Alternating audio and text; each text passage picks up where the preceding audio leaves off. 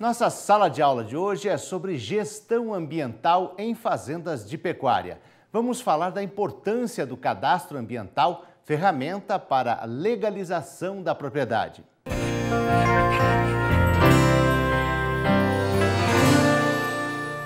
Olá, estamos aqui de volta com gestão ambiental em propriedades pecuárias.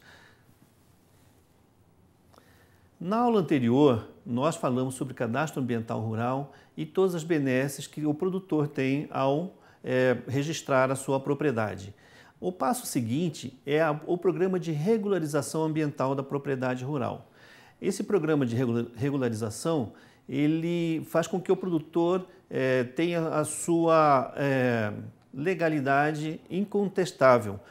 Por quê? Porque ele vai firmar um acordo, né, com o órgão ambiental estadual para fazer a recuperação das áreas se houver algum passivo ambiental, se houver alguma área degradada, se a reserva legal tem algum problema ou uma mata ciliar.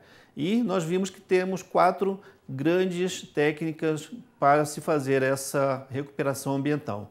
A regeneração natural sem manejo, a regeneração natural com manejo, o plantio em área total e sistemas agroflorestais.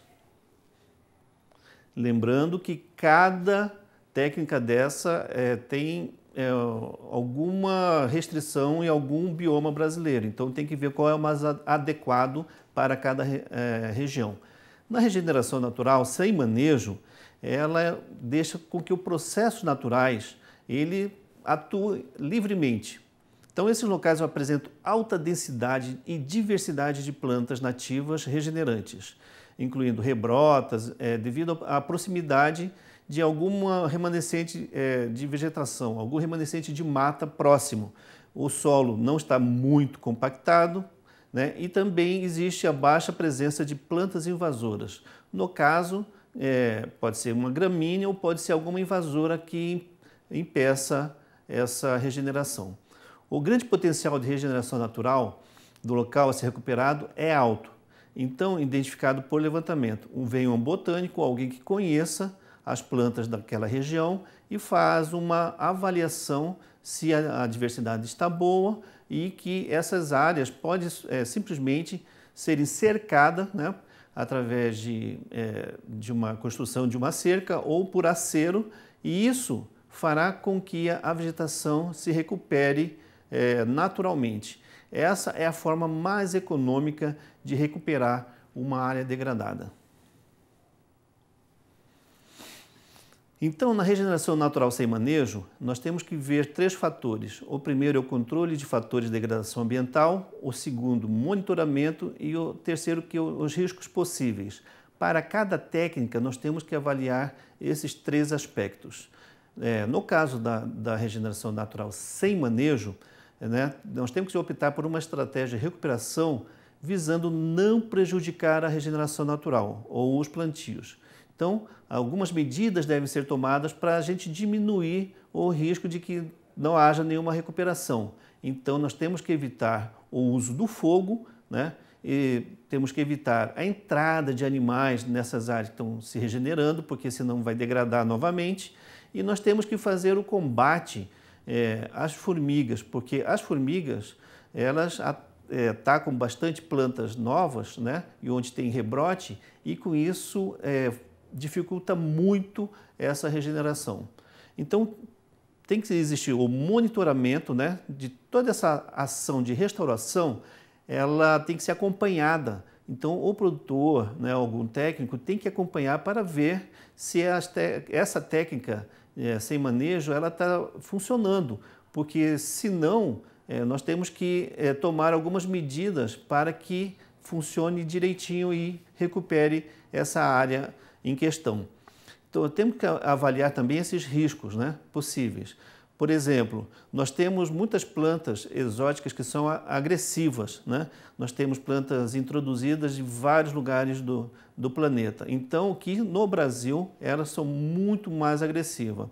Originalmente, o colonião, quando veio da África, introduzido acidentalmente na época que existiam os grandes comércios, inclusive o problema, né, de trazer os escravos para o Brasil, eles vinham como colchões nos navios e jogavam todo esse material no litoral brasileiro. E o colonião, dessa forma, ele chegou rapidamente ao Brasil.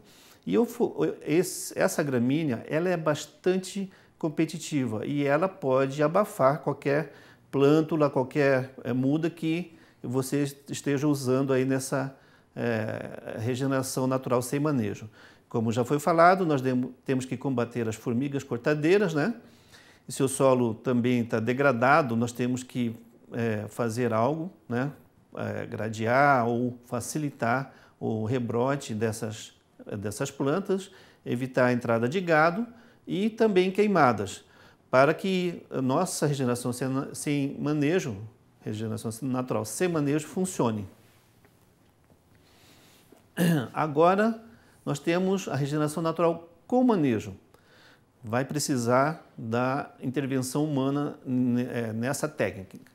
A primeira técnica seria o controle de plantas competidoras. Deve ser realizado quando as plantas nativas não conseguem suplantar as espécies comuns agressivas, como eu citei, o capim-colonião. A estratégia de manejo são a eliminação das plantas, né, indesejáveis, a adubação das plantas nativas escolhidas, você faz o coroamento e faz uma adubação ao pé, e também a descompactação do solo. Uma outra medida nessa regeneração natural com manejo é o adensamento, que consiste na introdução de indivíduos de espécie no estágio inicial de sucessão.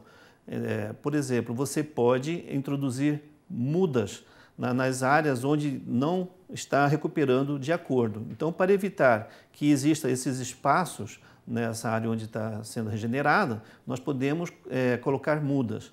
Então, para acelerar a cobertura do solo por espécies nativas e aumentar, né, essa chance de regenerar naturalmente. Então, o adensamento é uma outra técnica dentro da regeneração natural com manejo.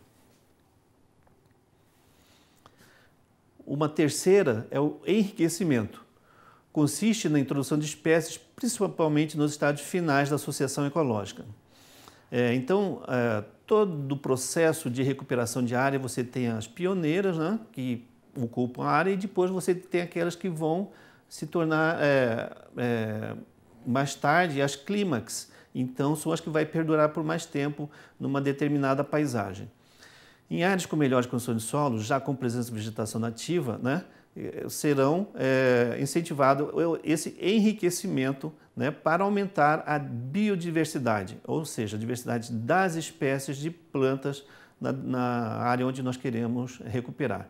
Então, esse aumento da biodiversidade, né, de plantas nessas áreas, ela ajuda muito nessa recuperação ambiental. O quarto processo dentro da regeneração natural com manejo é o processo de nucleação.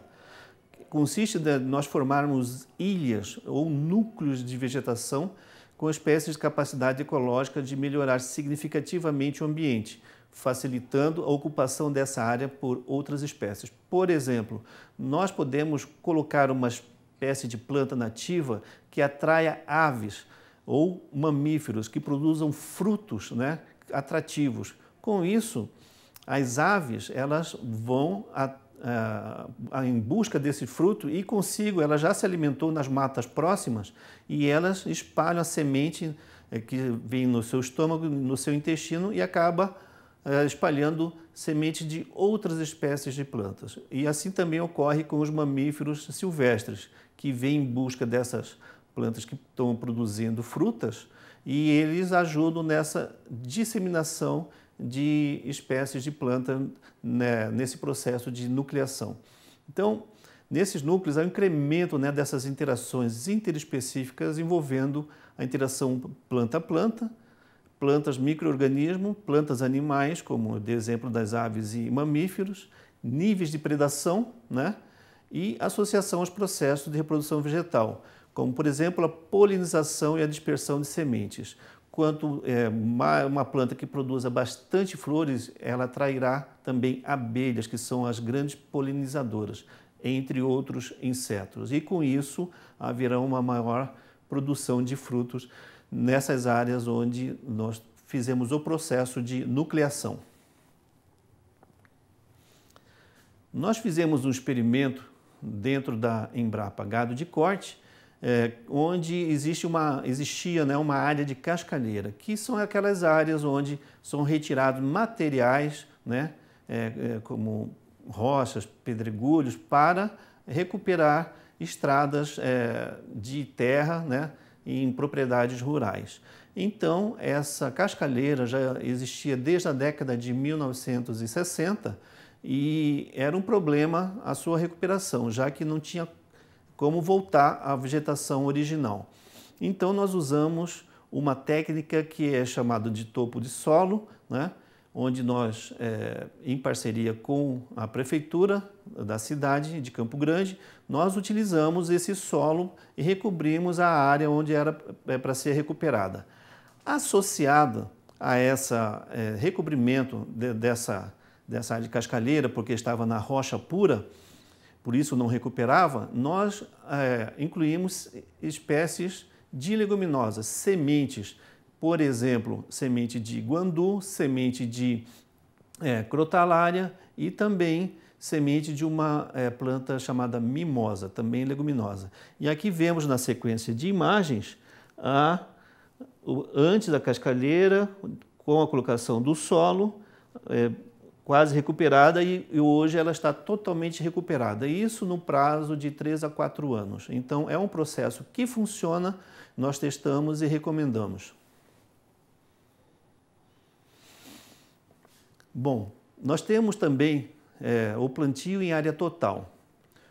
O plantio de espécies vegetais, por exemplo, herbáceas, arbustivas e arbóreas, nativas ou não, por meio de sementes ou mudas, elas podem ser utilizadas para você formar, né, ou recompor uma vegetação, uma comunidade vegetal original. Por exemplo, nós devemos preparar a área, retirando praticamente todas as invasoras, fazendo inclusive uso de alguns defensivos para retirar essas invasoras ou algum processo mecânico, ou podemos prepará-la com uma gradagem, né, utilizando o arado, e com isso nós temos uma área bastante uniforme onde será utilizada essa técnica de plantio em área total. Ele envolve também essa estratégia de adensamento, enriquecimento, que nós já falamos, ou nucleação, que nós também já comentamos, como forma de acelerar a recuperação da área. Então, se nós queremos que seja um processo bastante rápido, nós podemos utilizar uma quantidade maior de sementes ou de mudas, né, para que essas áreas sejam recuperadas num prazo muito mais curto e com isso tornar legal mais rapidamente a propriedade rural.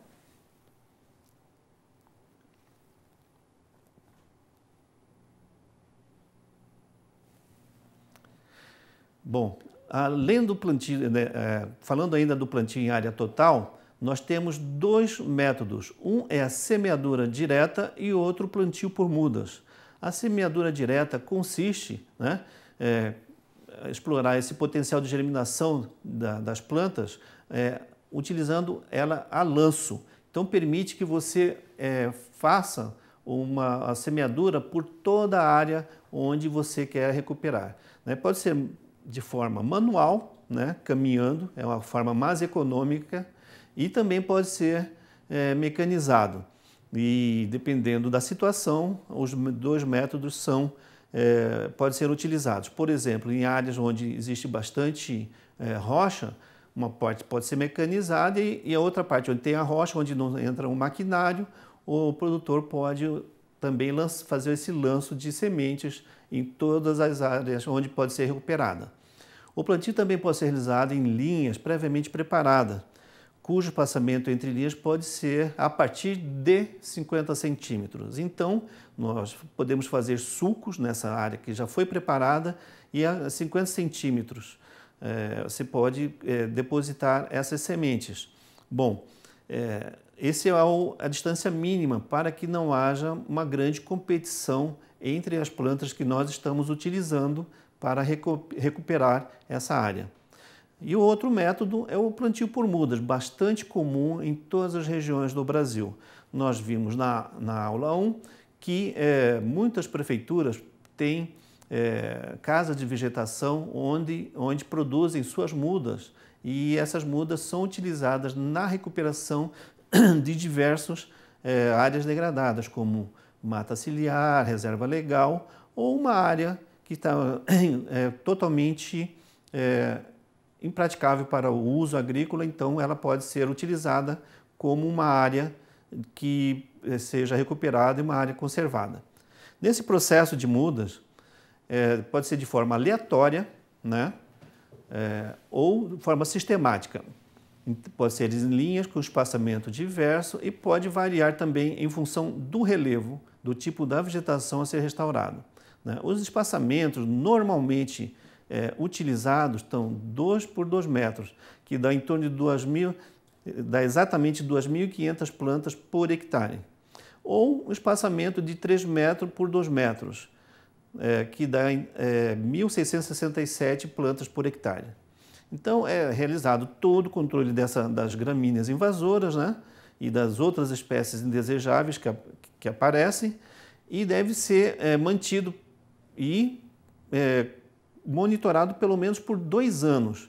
Por quê? Porque com o crescimento dessas mudas, ela vai fazer sombra, e esses capins utilizados normalmente também como pastagem, ele acaba sendo sombreado e não cresce mais. Então, aí a muda já cresceu tanto que faz uma sombra que deixa impossibilitado o crescimento dessas outras espécies.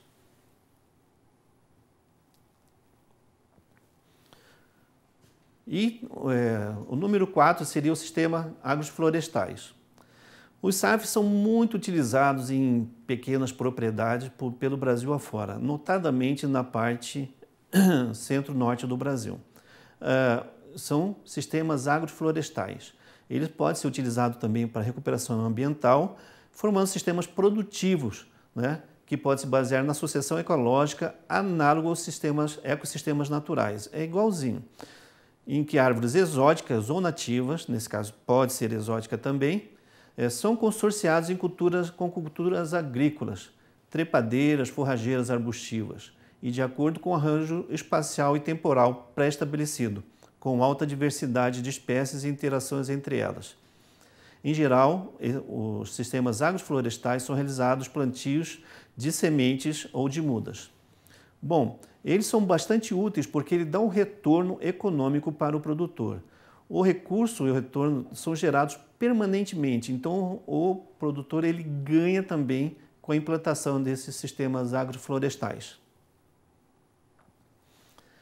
Lembrando que essa recuperação em áreas de reserva legal, APPs, elas podem ser feitas em pequenas propriedades ou posse rural, inclusive em áreas de uso restrito, com declividade de 25 a 45 graus e áreas consolidadas. Não pode ter mais do que 50% de espécies exóticas, né, nessas áreas de recuperação. Nos primeiros 2 anos, se você utiliza feijão, arroz ou milho, hortaliça, adubo, já dá um retorno econômico para o produtor. Então você está recuperando uma área degradada e está tendo retorno econômico. A longo prazo, em torno de 10 anos, nós teremos as espécies frutíferas também produzindo, né?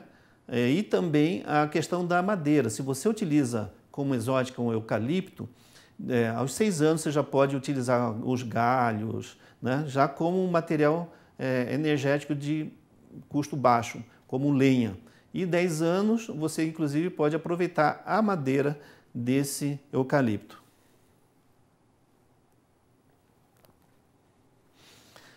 Dentro da página da Embrapa, nós temos bastante experiência para apoiar o produtor nesse programa de recuperação ambiental. Aqui nós temos experiência em recuperação, vocês podem ver no site da Embrapa, né? Que sempre está em parceria com o Senar na divulgação dessas técnicas.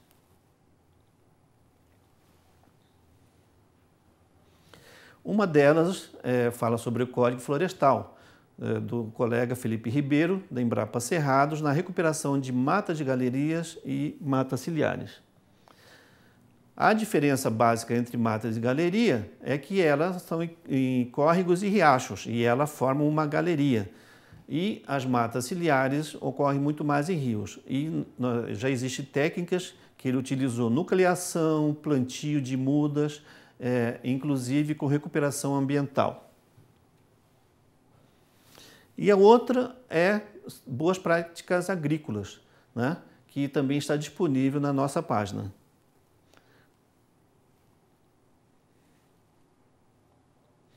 Como exemplo, nós temos o uso e conservação da água, que será falado mais na aula seguinte. E também nós temos o uso de áreas restritas, né? Que são os pantanais e áreas com inclinação acima de 25 e 45 graus, onde nós podemos utilizar sistemas silvopastoris, né? E de acordo com a legislação estadual existente. O programa de regulação ambiental é obrigatório para todos os produtores rurais. Então, aqueles que têm passivo na área legal deve aderi-lo, né? O Código Florestal Brasileiro está aí para ser seguido, e o produtor é o nosso maior contribuinte nessa conservação ambiental do espaço rural brasileiro. Obrigado e até a próxima.